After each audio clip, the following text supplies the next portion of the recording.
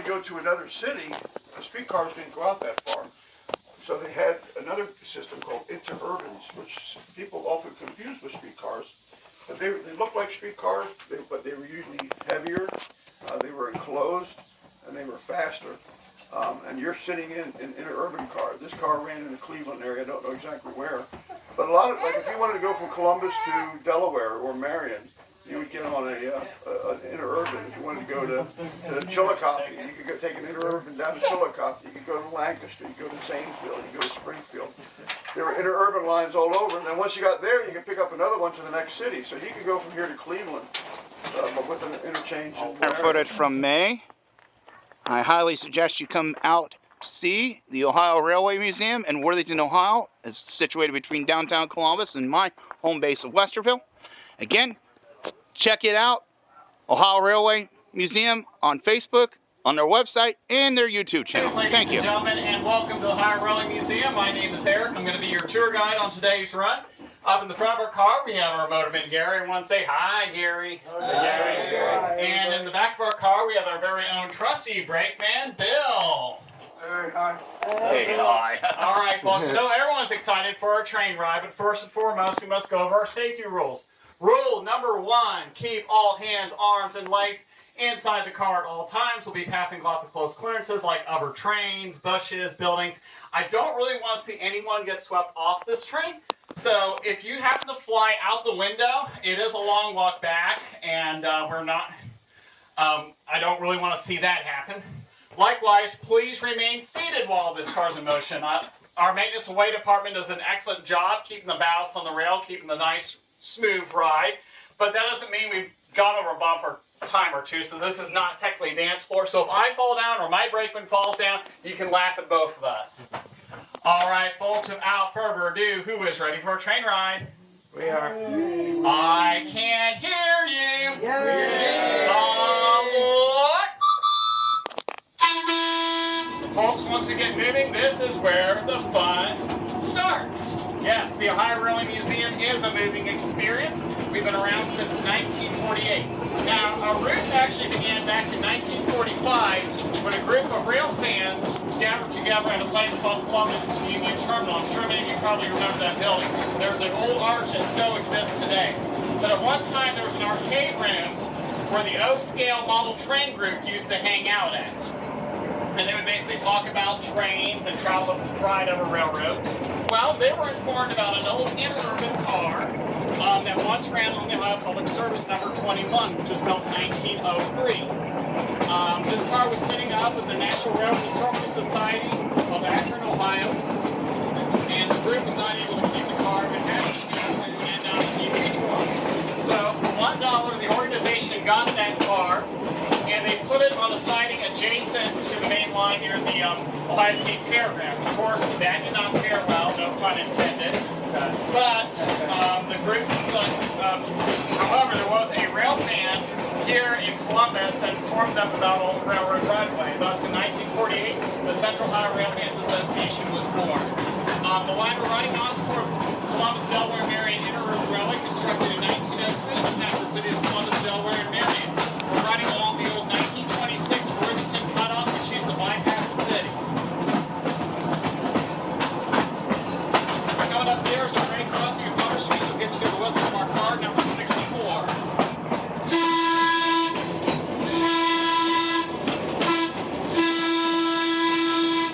Don't you just love the sound of the whistle? I think it's pretty exciting.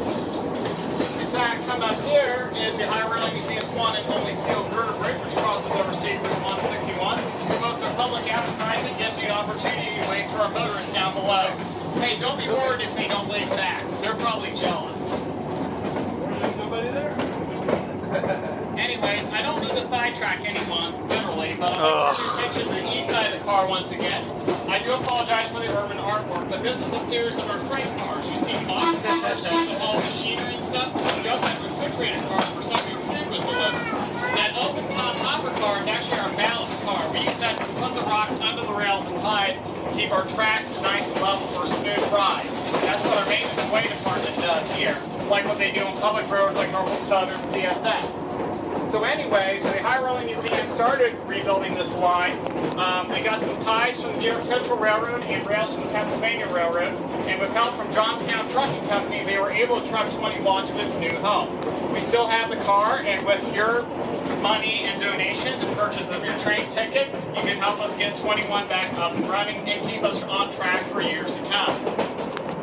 As we go along our right of way, like the point to the east side of the car here, you're going to see two adjacent rail lines of track closest to us, Norfolk Southern, represented by their black and white diesel locomotives. The other rail line is CSX, represented by their blue and gray diesel locomotives. So the two tracks are coming together close in opposite directions. One of the solutions is a high-speed crossover, or a diamond where the two tracks cross together. There was once a control tower that controlled the movement of trains north and south, and the control tower always responded to dispatch. So as you can see here, we have come to a full complete stop. We got a lot of track work that needs to be done a little bit south of us. Now, there's another reason why we stopped. Does anybody know why? Bueller? Bueller? Well, anyways, in 1933, the Great Depression hit, and that spelled the coffin nail for the Columbus, Delaware, Marion interurban track. So we laid our track south of Potter Street in the 1950s, but right up here is the end of our line. Now, there's a civic term where the car goes off-roading, although it's not meant to be an ATV really. Does anybody know what that term is called? Bueller. Derailment. Oh, quit giving away answers. So I don't want to be doing paperwork, and neither does our motorman here. So we don't have a Y track to turn our car around in, like what you do, turning your car around the driveway. We don't have a turntable to turn our car around on. And I sincerely don't trust backup cameras, even though people love the more futuristic automobiles. By the way, if you are a Michigan fan, this is your stop. We are not required to take you back. I'm just kidding. O-H. I-O. O-H. One more time. O-H. I-O. That's the spirit. So anyways, we need a plan B. So if the motorman is at the back of the car, he can't see what's up there, how are we going to get back to the station? Oh, close. I don't really want to get out and push. But anyways, our plan B, who you probably saw earlier for those who boarded the car earlier today, is our very own brakeman Bill. And here, Bill's going to talk about his duties and what he's going to do to get us back to the depot safely. Well, I'm going to just keep an eye on the track and let Gary, our motorman, know if we have any problems and he needs to stop. So, what do you enjoy most about your job? That would be the pay. Least favorite? The pay. I thought you would say the rain, because the weather changes every 5 minutes in Central Ohio. Well, I'm not too worried about the weather, but I don't know about you, but who's ready to go back to the depot? All right, great. I love those hands. Is everybody having fun or what? Yeah. That's good. All right. I'll tell you one thing. It's a lot of fun when you're going forward, but it's also a lot of fun when you're going backwards because you will actually get a breeze from the brakeman. So now comes the fun part. So does anybody know the difference between a streetcar and an interurban? Bueller. Anyways, a streetcar is more like a city bus. It's used to go up and down city streets. You probably saw our Illinois terminal number 450 in our yard, the green streetcar. Whereas an interurban was more like an intercity bus. It would take you from one city to the other. This car we're riding in was built in July of 1924 by the Pullman Car Company of Cleveland, Ohio. It's originally number 41, as you can see steps above the ceiling. You also see the public advertising above the windows and the general class seating. The car ran on the Mansfield line until 1937. When that line faced bankruptcy, and then was relocated to the Marblehead track, where it was renumbered to 64, as there was a car already numbered during that time. Now, for those of you who entered the car, what appears to be a closet is actually a back room on board, and this car can reach speeds up to 90 miles per hour, a little bit more than the average Amtrak train, which goes about 79. The back of the car's north end here was a first-class smoking section. You probably saw a gold bar in the window. But please, no smoking unless you're a locomotive. All right, folks, you know what time it is? Bridge time. Let's wait, folks. Bye-bye. Now, on the west side of the bridge, on the west side of the car here where the bridge is at, this is the side of the Columbus, Delaware, Marion interurban station. It is now gone. On the east side of the car is where George providing coal for his customers in Worthington who had furnaces. The white building on the east side, yes, I do. I know. So anyways, that white building was the Pennsylvania Railroad passenger depot. That's where passengers used to travel from one station to another over long distances, way before the days of supersonic jets and automobiles. So a couple of whistling that was going on. 2 toots means go forward, 1 short blast means to stop, 3 short blast means to go backwards, and 2 long followed by 1 short. And 1 long is a signal for highway train crossing.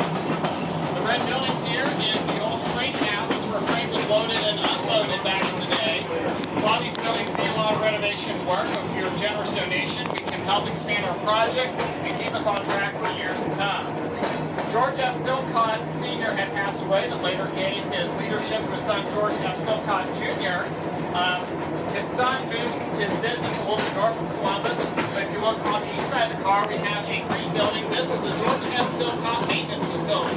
Now, this will be helping restore our equipment, but a fun fact was, at one time, this building was used to retrofit a locomotive to access the New York City subway systems after the effects of September the 11th. Well, folks, we are almost back to the depot to the end of our journey. We'd like everybody to remain seated until the cars come to full and complete stop. I'd like to let everybody know that we are a nonprofit organization. We're always looking for new volunteers. I myself am a seasoned rail veteran, and no rail experience is needed if you'd like to join our volunteer museum. Fill out a volunteer application in our gift shop, or you can check out our website at www.ohiorailwaymuseum.org. I'd like to thank everybody for riding with us today. This is our last run. Come back again next Sunday from 12 to 4 p.m. for more great train ride action. On behalf of myself and the Ohio Railway Museum volunteers here, I'd like to thank everybody for riding today. And the next time you want to travel, see some great scenery, or just learn a little bit of history, please consider taking a train. It's worth the trip to see America by rail.